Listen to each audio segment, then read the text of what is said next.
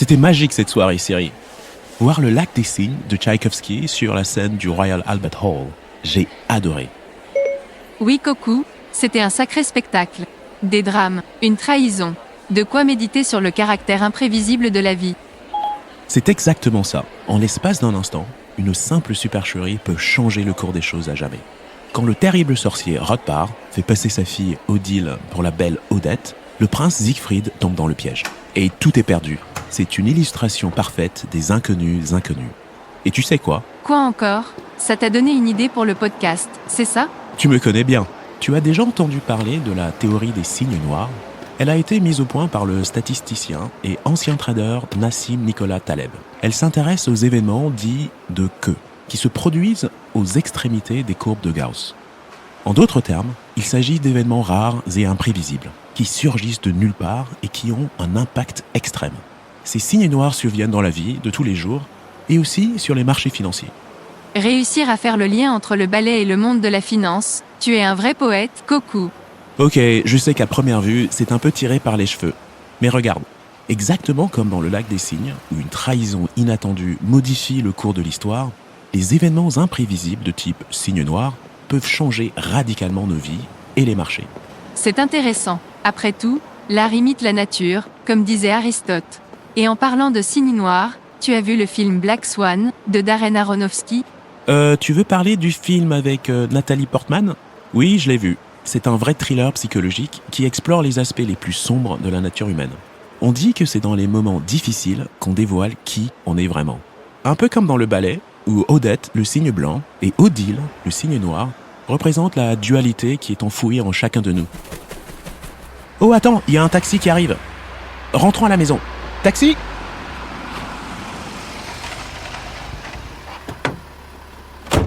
J'en étais où déjà ? Ah oui, la théorie du signe noir de Taleb. Le prince du lac des cygnes n'avait pas du tout prévu de se faire trahir. Et pour nous, c'est un peu pareil. On n'est pas vraiment préparé pour affronter la gravité et la fréquence des événements climatiques, des inondations, des vagues de chaleur, des incendies de forêt, bref, de tous nos signes noirs environnementaux. Ou plutôt, comme récemment renommés, les signes verts. Joli, je me demande bien où va mener notre enquête. On va étudier les signes ? Plutôt avec Taleb ou alors Tchaïkovski ? J'espère qu'on fera les deux. On va explorer l'art et la science de l'inattendu, dans la vie, les marchés et notre climat. Nous allons voir quelles leçons on peut en tirer alors que nous sommes confrontés aux défis multiples que représente la hausse des températures, mais aussi et surtout la hausse de la volatilité climatique.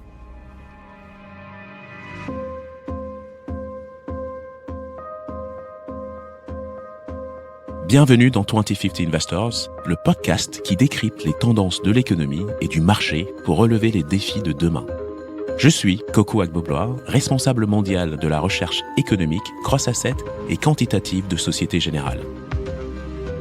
Dans cet épisode de 2050 Investors, nous enquêtons sur la volatilité climatique. Quel est l'impact de son augmentation et de la multiplication des signes verts sur notre capacité à gérer les risques ? Pouvons-nous améliorer les modèles de gestion des risques des compagnies d'assurance et des banques ? Nous aborderons également le concept d'antifragilité, un autre terme inventé par Nassim Taleb. Il met en évidence le rôle bénéfique des facteurs de stress pour améliorer la résistance des systèmes. On va donc se demander si nos économies peuvent s'adapter et devenir antifragiles ou résilientes face à la volatilité climatique. Démarrons notre enquête.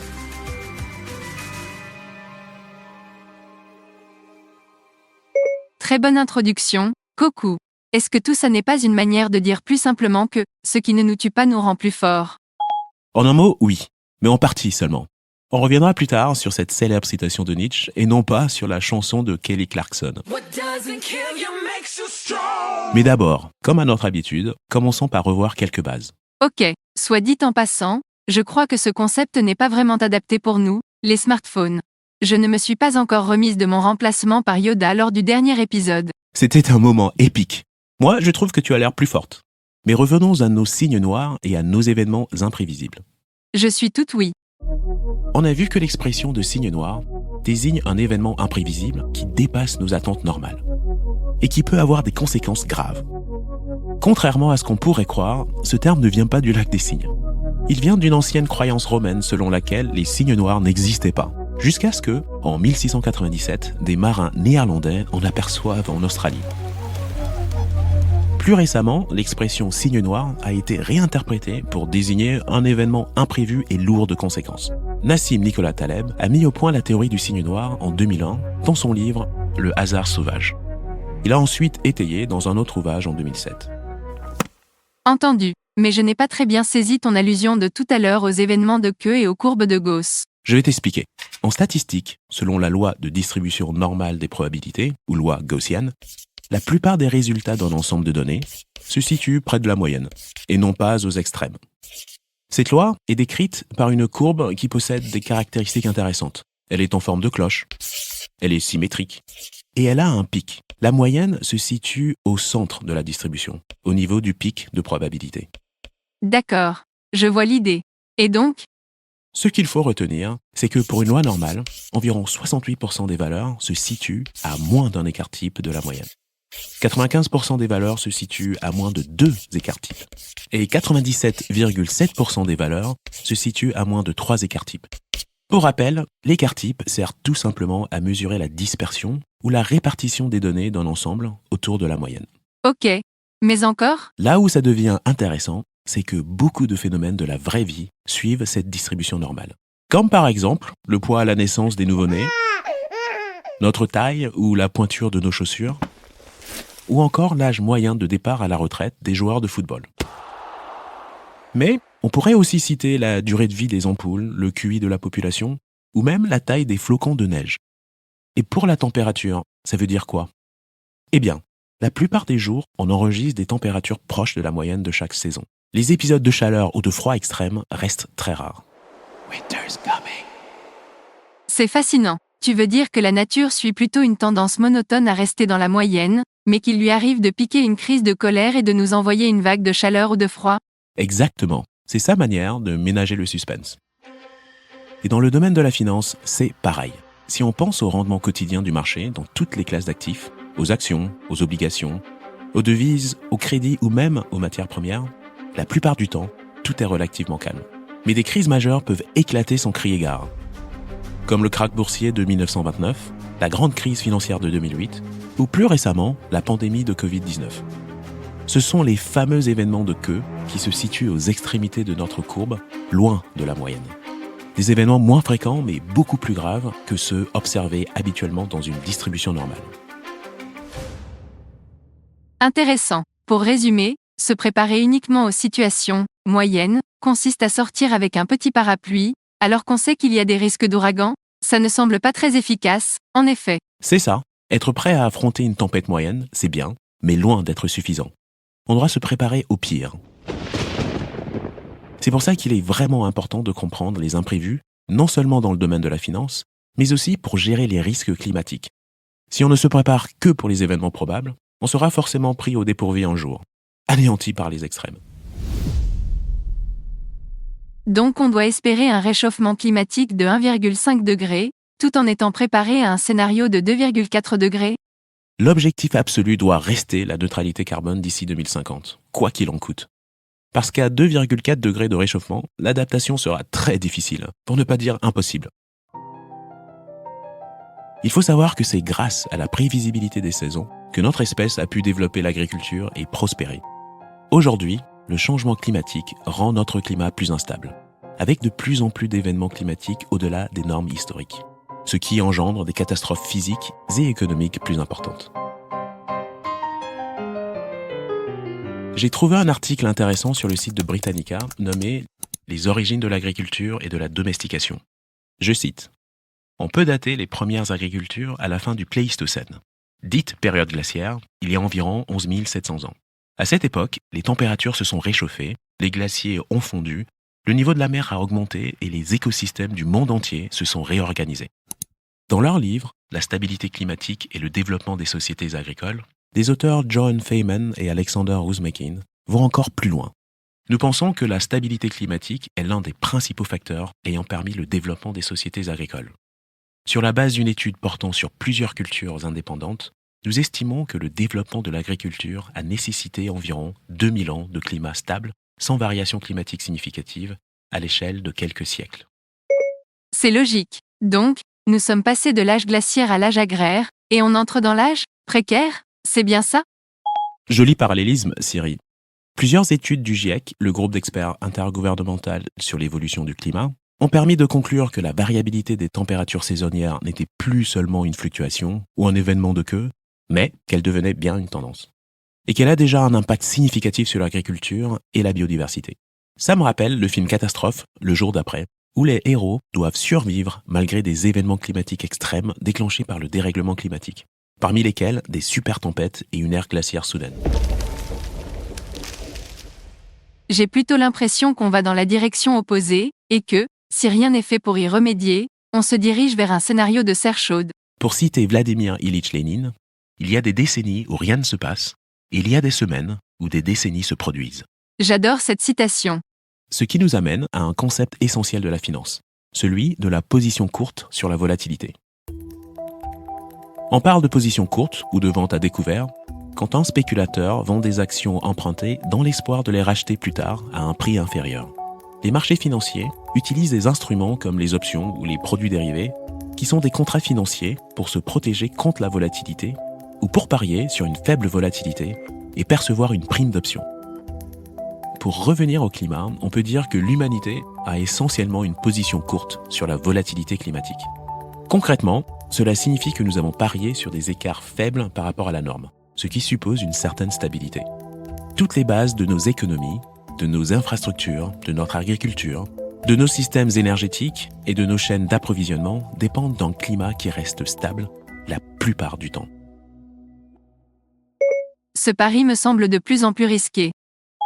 C'est vrai, il y a plus de 15 ans maintenant, j'ai pu faire l'expérience directe de position courte en tant que trader de dérivés actions. Et attention, ces schémas imprévisibles ne sont pas de simples inconvénients. Ils peuvent menacer des économies entières.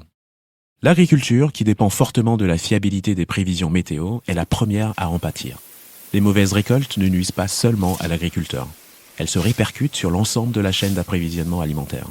Elles affectent les prix des aliments et la stabilité économique et sociale dans le monde entier. Tiens, je pense par exemple au prix des fèves de cacao. Un article de CNBC.com évoque la possibilité d'atteindre le prix record de $10 000 par tonne métrique. Cette année, le prix des fèves de cacao a augmenté de 138% en raison des conditions météorologiques difficiles et des maladies survenues en Afrique de l'Ouest, qui produisent 70% de l'offre mondiale. Le lapin de Pâques est devenu millionnaire, et il n'a pas eu besoin de mourir pour réussir. Très drôle. La guerre en Ukraine a aussi provoqué des chocs sur l'approvisionnement énergétique et une inflation massive dans ce secteur. Exact. Et il n'y a pas que la nourriture. Les inondations et les tempêtes violentes perturbent le transport et la logistique. On l'a bien vu avec les ouragans Katrina et Sandy. Et oui, les humains. Ce n'est pas franchement malin de parier contre l'imprévisibilité de Mère Nature. Tout à fait d'accord. Il suffit de regarder l'industrie de l'assurance qui est aux prises avec un nombre record de réclamations à la suite de catastrophes naturelles. Résultat, les primes d'assurance augmentent dans tout le secteur. Nous avons abordé ce sujet dans notre épisode « Assurer les actes de Dieu ». Alors, comment peut-on se préparer et adapter notre modèle face à ces signes verts? Bonne question, Siri. Un article fascinant de Luiz Pereira da Silva, directeur général adjoint de la Banque des règlements internationaux, intitulé « Les signes verts, point de bascule de la finance mondiale », nous donne quelques réponses. Premièrement, le concept de signe vert opère une rupture avec la pensée probabiliste gaussienne classique, selon laquelle les événements catastrophiques sont jugés rares et peu probables. Avec le changement climatique, nous avons la certitude que des événements avec un impact extrême vont arriver au cours des décennies à venir, entraînant des conséquences comme une élévation des niveaux de la mer, l'inhabitabilité de certaines zones géographiques et une augmentation des coûts d'assurance. Deuxièmement, les institutions financières, y compris les banques, les compagnies d'assurance et les fonds de pension, sont exposées à ces événements en raison de pertes potentielles non assurées qui pourraient dépasser leurs fonds propres, ce qui pourrait déclencher une situation de crise. Les événements liés au changement climatique peuvent aussi affecter la stabilité des prix et entraîner une inflation. Les risques de transition constituent un troisième niveau de réflexion. De nouvelles contraintes, telles que les réglementations sur les émissions de CO2, peuvent entraîner des variations importantes dans les valeurs et les bilans des entreprises. Certains banquiers centraux estiment qu'il est de leur devoir d'agir contre le changement climatique Mais d'autres pensent qu'une telle action pourrait inciter les États à en faire encore moins, entraînant un risque d'aléa moral. Et enfin, le principe de la tragédie des communs s'applique au changement climatique, car ce sont précisément les ressources communes qui reçoivent le moins de soins et d'attention. Cela souligne la nécessité d'agir collectivement et d'engager notre responsabilité à tous pour lutter contre le changement climatique et ses impacts financiers. La tragédie des communs est essentielle à cet égard. Aristote a écrit « Ce qui est commun au plus grand nombre fait l'objet des soins les moins attentifs. L'homme prend le plus grand soin de ce qui lui est propre, il a tendance à négliger ce qui lui est commun. » Bien vu, Aristote. Un article du Bulletin de la Banque de France aborde également le concept de signe vert, en insistant sur la difficulté de leur prise en compte dans la supervision de la stabilité financière. L'article suggère que les banques centrales peuvent contribuer à prévenir ces risques en développant des analyses de scénarios et des tests de résistance climatique sur les banques qu'elles supervisent. Mais il ajoute que ces efforts ne suffiront pas et qu'ils doivent s'inscrire dans le cadre d'une stratégie plus large, nécessitant une action collective et des efforts de coordination entre divers acteurs, comme cela a été fait lors de la réponse à la crise liée à la pandémie de Covid-19. Je crois que nous avons discuté du rôle des banques centrales sur le financement de la transition énergétique dans l'épisode « Fed Up with Carbon » sur les banques centrales et le changement climatique. Tout à fait. Le rapport de 2022 de la supervision bancaire de la BCE sur les tests de résistance aux risques climatiques montre que, certes, les banques ont commencé à intégrer le risque climatique dans leur cadre de tests de résistance, mais que beaucoup d'entre elles en sont encore au tout premier stade de développement et de mise en œuvre. Environ 60% des banques ne disposent pas d'un cadre bien intégré de simulation des risques climatiques. La plupart d'entre elles prévoient d'intégrer les risques physiques et climatiques de transition à moyen et long terme. Les banques n'en sont aussi qu'à leur premier stade d'intégration du risque climatique dans leur modèle de risque de crédit. Dans de nombreux cas, les paramètres de risque de crédit ont montré une sensibilité limitée aux chocs liés au risque climatique. D'accord, mais qu'en est-il de l'aphorisme « Ce qui ne me tue pas me rend plus fort » ? Bonne mémoire, Siri. Le concept d'antifragilité développé par Nassim Taleb m'a vraiment ouvert les yeux. Un article de nature.com intitulé « Pour un cadre antifragile des dynamiques entre les humains et l'environnement » l'expose parfaitement. Il remet en question les concepts classiques des modèles d'effondrement et de résilience. Il affirme que le stress n'est pas forcément une force négative, mais qu'il peut, au contraire, contribuer à la croissance des systèmes, en les rendant plus complexes et plus robustes. L'article présente le cas du Pérou pour démontrer comment les agriculteurs autochtones se sont adaptés aux phénomènes très changeants d'El Niño, en mettant au point des systèmes de gestion de l'eau. En s'appuyant sur l'héritage et les pratiques du passé, les agriculteurs autochtones ont commencé à utiliser des barrages de retenue qui sont globalement de petites constructions très simples de roches empilées. Elles sont conçues non pas pour arrêter l'écoulement, mais pour le réguler. Encore une fois, nous avons beaucoup à apprendre du passé pour l'utiliser comme catalyseur de croissance. L'article met également en évidence d'autres points clés à prendre en compte pour repenser notre rapport à l'incertitude. D'une, le stress n'affaiblit pas forcément les systèmes, il peut être bénéfique et contribuer à leur amélioration. De deux, les systèmes ne sont pas intrinsèquement stables et ils ne sont robustes que s'ils ne changent jamais. De plus, contrairement au modèle d'effondrement de résilience, les systèmes antifragiles doivent être exposés à des facteurs de stress pour prospérer. Et enfin, le fait d'éviter totalement le stress peut entraîner une fragilité du système, car le stress joue un rôle bénéfique dans le développement à long terme. C'est contre-intuitif, et en même temps tout à fait logique. C'est complètement contre-intuitif. En fait, les systèmes peuvent être conçus non seulement pour résister au chaos, mais aussi pour en tirer profit. Tout comme les muscles se renforcent sous l'effet de la contrainte, nos économies et nos infrastructures peuvent évoluer pour prospérer face à ces nouveaux défis. Mais cette adaptation doit être progressive. En adoptant des pratiques plus durables et en investissant dans des infrastructures robustes, nous pouvons transformer l'adversité en opportunité. Cette approche est une thématique récurrente de la revue Harvard Business Reviews, dont plusieurs articles traitent de la façon dont les entreprises utilisent la durabilité comme un moteur d'innovation et de résilience. Une transition du fragile vers l'agile, c'est malin. Pour conclure, rappelons cette phrase à propos du darwinisme et de l'évolution. Les espèces qui survivent ne sont pas les espèces les plus fortes, ni les plus intelligentes, mais celles qui s'adaptent le mieux au changement. Tout comme les cygnes gracieux de Tchaïkovski adaptent leurs mouvements au rythme changeant de la musique, les humains doivent s'adapter aux défis changeants de leur environnement.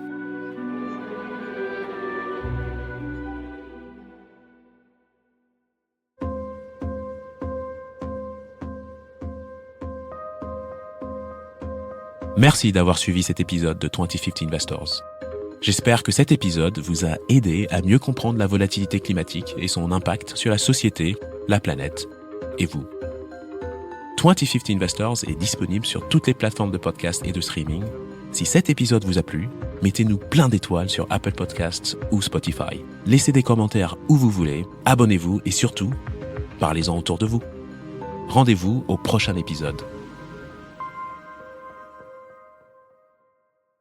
Ce podcast traite des marchés financiers, mais ne recommande aucune décision d'investissement particulière.